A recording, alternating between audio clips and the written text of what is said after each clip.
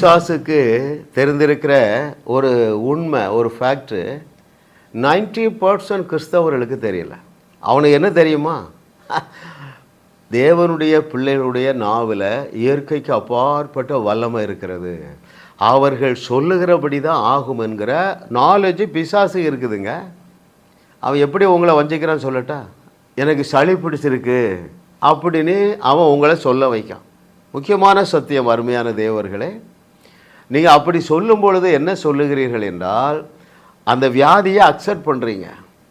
அநேக தேவனுடைய பிள்ளைகள் ஜெபத்தில் தேவனிடத்துலேருந்து சொல்லுவாங்க, ஆண்டவரே எனக்கு அந்த பிரச்சனை, இந்த பிரச்சனை, என் கணவர் குடிக்கிறாரு. இப்படி நீங்கள் பேசும் பொழுது என்ன நடக்குது தெரியுமா? அவன் ஒருமனப்பட்டுட்டான், நீங்களும் ஒருமனப்பட்டு பேசுகிறீங்க. அப்போ நீங்களும் பிசாசும் ஒருமனப்படும் பொழுது அந்த பிரச்சனையிலேருந்து வெளியே வர முடியுமா? யோசிங்கங்க. 2 பேர் ஒருமனப்பட்டால் போதும். இன்றைக்கி மனம் திரும்புங்கள். ரைட் ஐயா, அப்போ எப்படி தான் ஜெபம் பண்ணுறது சொல்லி தரட்டுமா? கவனிப்பீங்களா? இதே பின்பற்றுங்க. நீங்கள் முழங்கால் போடுறீங்க, முழங்கால் போட்டு ஜெபிப்பது அவருடைய ரிலேஷன்ஷிப்புக்காக தான் இருக்கணும். உனக்கு ஒரு வியாதி வந்துட்டு, எப்படி சளி பிடிச்சிருக்குன்னே வச்சுக்கிடுவோமே, உடனே போய் கதவை போட்டுட்டு முழங்கால் போட்டு கேட்காத. நீ அது அவனுக்கு இடம் கொடுக்குறா. என்ன சொல்லணும்? சளி பிடிச்ச மாதிரி இருக்கா, மிரர் முன்னால் வா, இயேசு நாமத்தினால பிசாசு அப்பாலே போ சாத்தானே, இந்த வியாதிக்காகவும் என்னுடைய மூத்த சகோதரன் தழும்புகள் பெற்றான், இயேசுவின் நாமத்தினால சளியை நான் உனக்கு கட்டளை இடுகிறேன், இப்பொழுதே வாழை சுருட்டிட்டு போ, எனக்கு வியாதி கிடையாது, போ பிசாச. இதுதான் சிறந்த ஜபம். இது அறிஞன்தான் பாருங்க, புறஜாதி என்று சொல்லப்படுகிற 100க்கு அதிபதி. அவனை பின்பற்றுங்க. அவன் ஆண்டவர்கிட்ட, எப்பா போய் சொல்லுப்பா, என் வேலைக்காரன் இப்படிலாம் கஷ்டப்படுறான், இத்தனை நாள் கஷ்டப்படுறான், நான் நிறைய ஜெபம் பண்ணி பார்த்துட்டேன், இப்படியே சொல்ல சொன்னான். எப்பா போய் சொல்லுங்க, அவர் இங்கே வர வேண்டாம், அங்கே இருந்து ஒரே ஒரு வார்த்தை சொல்லுங்க, என் வேலைக்காரன் சொத்தமாகி விடுவான். The best prayer. ஆண்டவர் அப்ரிஷியேட் பண்ணாரா இல்லையா? என்ன சொல்லி அப்ரிஷியேட் பண்ணார்? இஸ்ரவேலருக்குள்ளும் இப்படிப்பட்ட விசுவாசத்தை நான் காணவில்லை. ரைட்? அப்போது நீங்கள் தேவனிடத்தில் உங்கள் பிரச்சனைகளை சொல்லாதீங்க, உங்கள் பிரச்சனை இடத்துல வெளியே போனி கட்டளை இடுங்கள். அப்படித்தான் ஆதியாகமத்திலிருந்து வெளிப்படுத்துகிற விசேஷம் வரைக்கும் வியாதிகள் நீங்கி இருக்கின்றன. ரைட்? தரித்திரம் நீங்கி இருக்கிறது.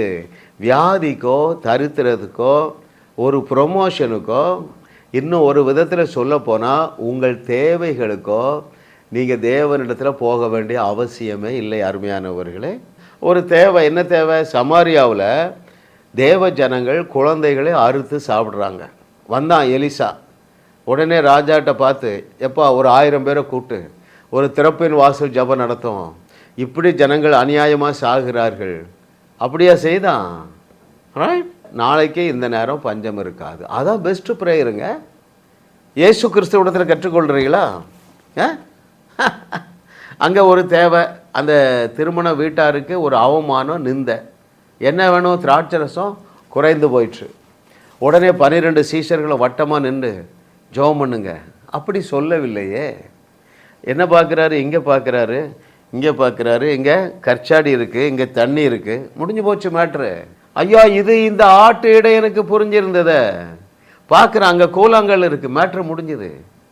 இதை பின்பற்றும்படியாகவே தேவன் உன்னை நினைவுபடுத்துகிறார். பிசாசுக்கு இடம் கொடுக்காத.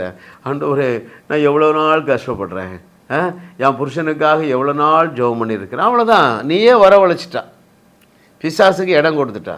எதிர்த்து நில்லு, அந்த பிரச்சனையை தேடியும் காணாதிருப்பாய் என்று கர்த்தர் சொல்லுகிறார்.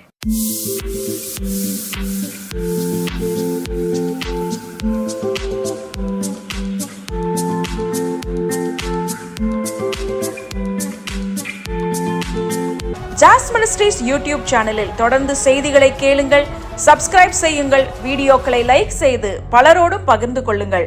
அவர்களும் ஆசீர்வதிக்கப்படட்டும்.